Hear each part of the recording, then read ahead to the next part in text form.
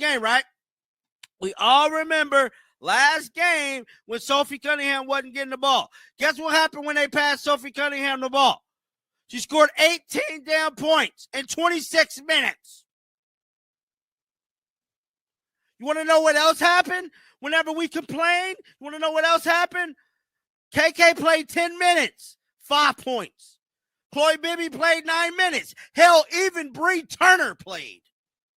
That's how bad it was. That's how bad it was today. Sophie.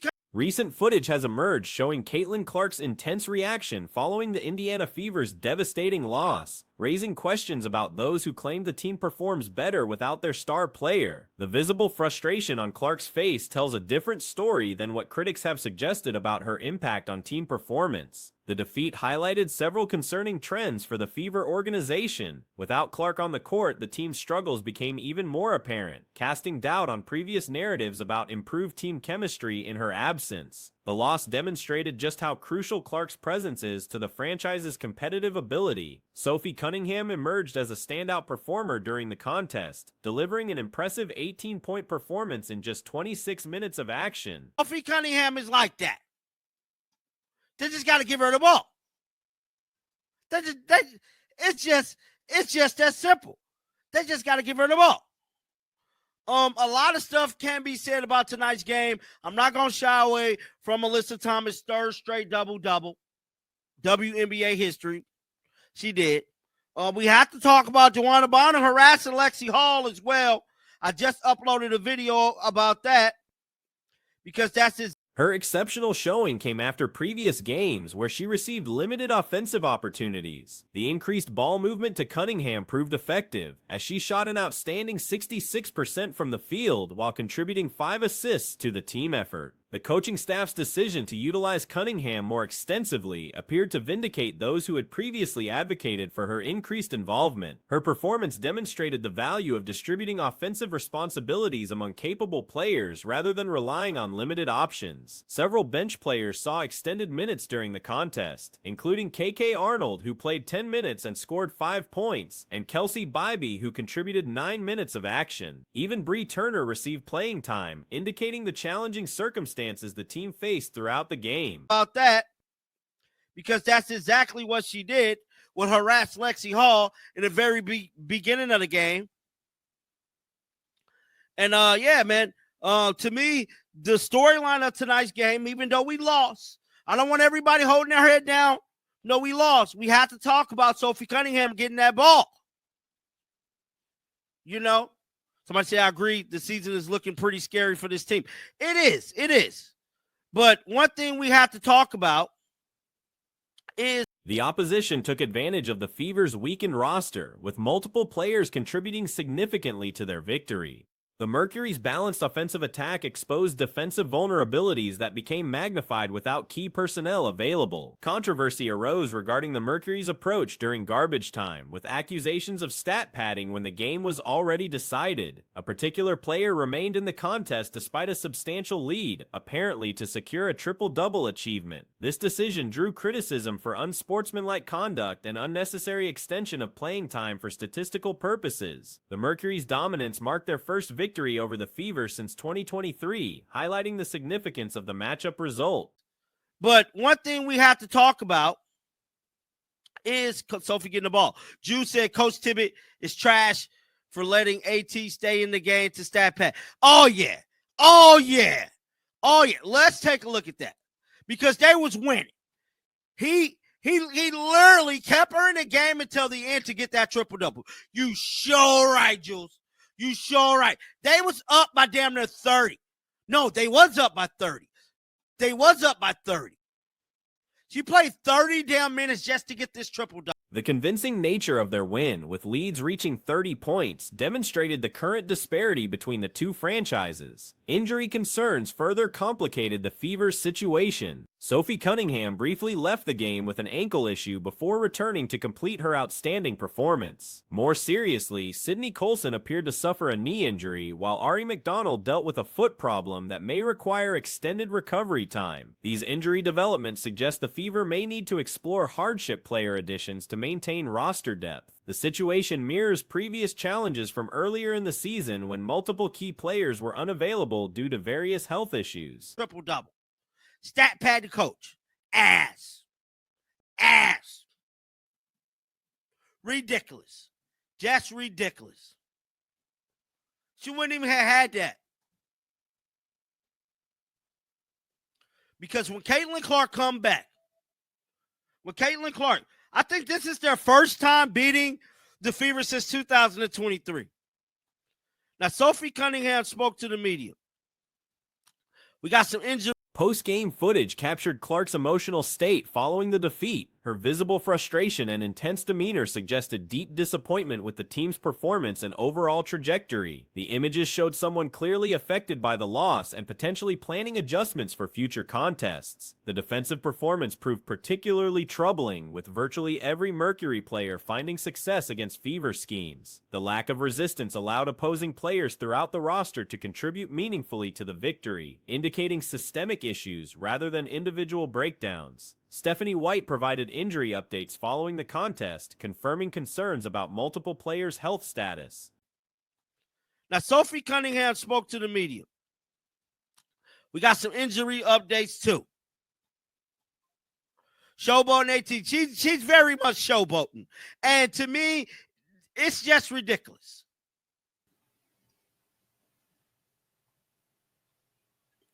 Trying to see what else is happening tonight. Caitlin Clark walking after the loss. You know what the deal is. Demon time. So this is Caitlin Clark immediately after the game. This is footage that has emerged of Caitlin Clark backstage.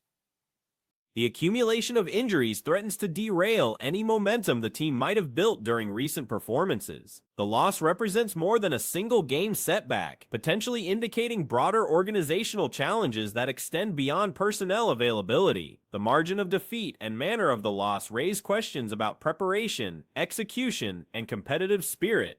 Moving forward, the Fever face difficult decisions regarding roster construction and strategic approach. The injury situation may force reliance on players who haven't received significant opportunities previously, creating uncertainty about competitive consistency. The contrast between individual bright spots like Cunningham's performance and overall team struggles illustrates the complex nature of professional basketball success. After the game, this is footage that has emerged of Caitlin Clark backstage.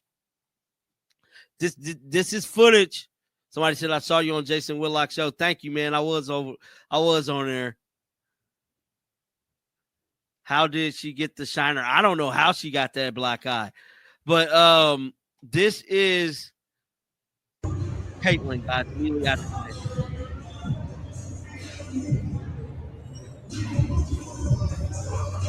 if you know that look, you know that look. Demon time. Caitlin's on demon time. Strong individual efforts can be overshadowed by collective failures, particularly in defensive execution and team chemistry. Fan frustration reached heightened levels following the defeat, with many expressing concern about the franchise's direction and competitive timeline. The emotional investment of supporters makes disappointing performances particularly difficult to process. The aftermath of this contest will likely influence future roster decisions and coaching strategies. The visible impact on Clark and the team's overall response will determine whether this serves as motivation for improvement or indicates deeper systemic issues requiring more substantial changes. Oh, yes, she is. She's coming for blood. She's coming for blood. Gotta talk about the hometown hero. Sophie Cunningham, 18 points, 5 assists, shooting 66% from the field. Sophie did. In Sophie, we trust. In Sophie, we trust. Recent developments regarding Caitlin Clark's recovery status have emerged through reporting from Chloe Peterson, the primary beat writer covering the Indiana Fever organization. While the information provided may not constitute groundbreaking news for supporters, it offers valuable insights into the current situation. Peterson possesses additional details beyond what has been publicly disclosed, though the extent of this privileged information remains limited. The organization maintains strict confidentiality regarding Clark's medical status, keeping most specifics restricted restricted to internal personnel. Current recovery progress shows Clark engaging in full-speed running activities, which represents positive advancement in her rehabilitation process. When I'd say it's very much under, kept under wraps what's going on with Caitlin Clark. But let's take a listen right here. As we start to answer some questions. First question comes from Krista, who asked this, and she follows up, to your knowledge, is Caitlin practicing with the team at all yet? And just in case anybody's listening to this only, Chloe, do you have any updates whatsoever on Caitlin Clark's health status? The most I know is, what's already been reported in the sense of she's been running up and down full speed. As far as I know, despite concerns about groin injuries typically involving lateral movement complications, the ability to run at full intensity suggests the injury's severity remains manageable. Medical professionals believe the groin issue has likely resolved completely over recent weeks. The current delay appears focused on preventing re-injury rather than addressing ongoing damage. Given Clark's history of multiple injuries this season, medical staff prioritizes comprehensive recovery over rapid return to competition. Clark has not resumed full team practice sessions. Up and down full speed. As far as I know, that is a positive. The fact she's running up and down, a lot of people are like, oh, the groin injury is lateral movement and stuff. But I'm like, it is. It 100% is. But also the lack of severity in this current groin injury. I don't think I think her groin has been probably fully healed for weeks.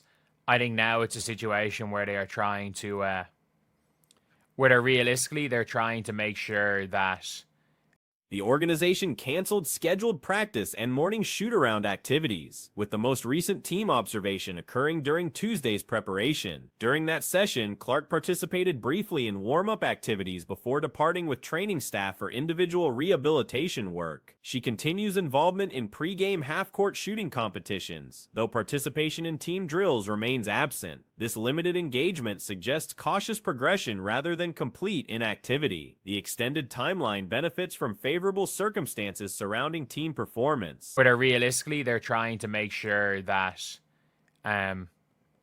she doesn't get hurt again, more so than it is trying to get her back out. Because I do think that had she not been injured 3 times, she'd be playing right now. That's probably likely. She hasn't, come back to practice yet. The Fever didn't hold practice or an official practice yesterday. They didn't hold shoot around this morning. So last time I saw them in a practice capacity was shoot around on Tuesday. And that was, With the squad demonstrating strong chemistry and competitive success without their star player, pressure to accelerate return diminishes significantly. This situation allows medical staff to prioritize long-term health over immediate competitive needs. Playoff positioning analysis reveals minimal urgency for rushed recovery. The Fever maintains a comfortable 3-game advantage over teams fighting for postseason qualification. Mathematical projections suggest the team requires only 3 additional victories in their remaining 15 contests to secure playoff participation. Shoot around on Tuesday. And that was, Caitlin was there for the first couple minutes when everyone was just warming up. And then after they officially started shoot around, she left with a trainer to go back to do some individual rehab recovery work. She's participating in the half-court contests or half-court contests before each games, it seems like, but it doesn't look like she's doing, any drills with the team as of yet. Yeah. And two, I know that it's Current standings indicate various potential playoff matchups, each presenting different strategic considerations. Facing lower-seeded opponents like the Mercury or Dream appears favorable, while matchups against teams like the Lynx present greater challenges regardless of Clark's availability. The organization's strategic approach recognizes that playoff seeding differences between positions may prove less significant than player health. Teams ranked between 3rd and 9th demonstrate relatively comparable competitive levels, making specific seeding less crucial than ensuring key players reach postseason competition at full strength. Recovery timeline predictions center around the team's upcoming schedule break. I know that it's been brought up before, and it felt this way too when she was going through this earlier in the season, but there's really no reason to rush it. The team's playing well, they're vibing. You keep talking about the long-term future. There's no value in rushing her back. So it's nice that she's afforded this extra runway to come back as well. But yeah, that's Look, that's probably the biggest thing with this is that there's no reason to rush her back. There's absolutely no reason to rush Caitlin Clark back because I genuinely. A 5-day period between Sunday and Friday provides optimal opportunity for intensive practice participation and further healing. This gap represents the most logical target for return preparation. Speculation points toward the September 20. There's absolutely no reason to rush Caitlin Clark back because I genuinely think that like the longer they can keep Caitlin out, the more they will without it risking the playoffs. Like it's not like they're gonna wait till the second 2 games before the playoffs for her to come back. I think they're gonna hold out. When it comes to the standings right now, like you could potentially get to the 2nd seed and come up against the Sparks.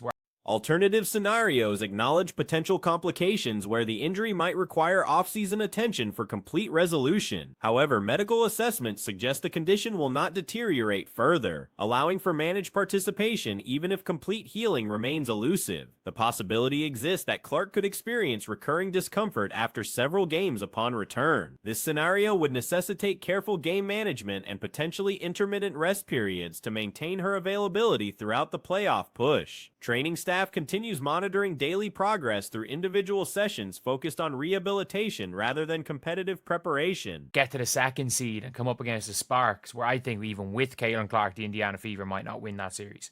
But you could end up as the 7th seed and face the Mercury, where I think the Fever do win that series. So it's one of those things where it's like the whole playoffs. Look, the Fever are not going to not make the playoffs. They're 3 games ahead of the Sparks. The Valkyries, the Mystics are trying to lose, and the Valkyries are going to fade. The Valkyries are going to fade. I've said it the whole year. This approach emphasizes gradual strength building and movement pattern restoration to prevent setbacks. Team chemistry during Clark's absence demonstrates the roster's depth and adaptability. Players have stepped into expanded roles successfully, creating positive momentum that should continue upon her return. This development reduces pressure on Clark to immediately resume carrying primary offensive responsibilities. Coaching staff benefits from additional time to develop alternative strategies and rotations that could prove valuable during playoff competition. The Valkyries are going to fade. I've said it the whole year. They don't have the talent to hang with these teams. I'm not saying they're going to be like they're going to fall to where the Sky are, but they're going to fade. They're going to fade a little bit. The bottom 3 teams are the bottom 3 teams. Like they are 6 games ahead of the Sky. They're not going to go 6 games worse than the Sky the rest of the year. But like where the situation is about 15 games left in the year.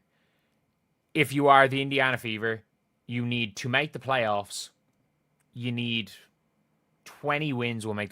The forced experimentation during Clark's absence may yield tactical advantages in postseason matchups. Medical clearance will ultimately determine the exact return timeline, though current indicators suggest steady progress toward full participation. The conservative approach reflects lessons learned from earlier season injuries and commitment to sustainable performance. Fan expectations should align with the organization's patient methodology, recognizing that premature return could jeopardize both immediate playoff chances and long-term career health. The measured approach serves multiple interests despite generating temporary disappointment.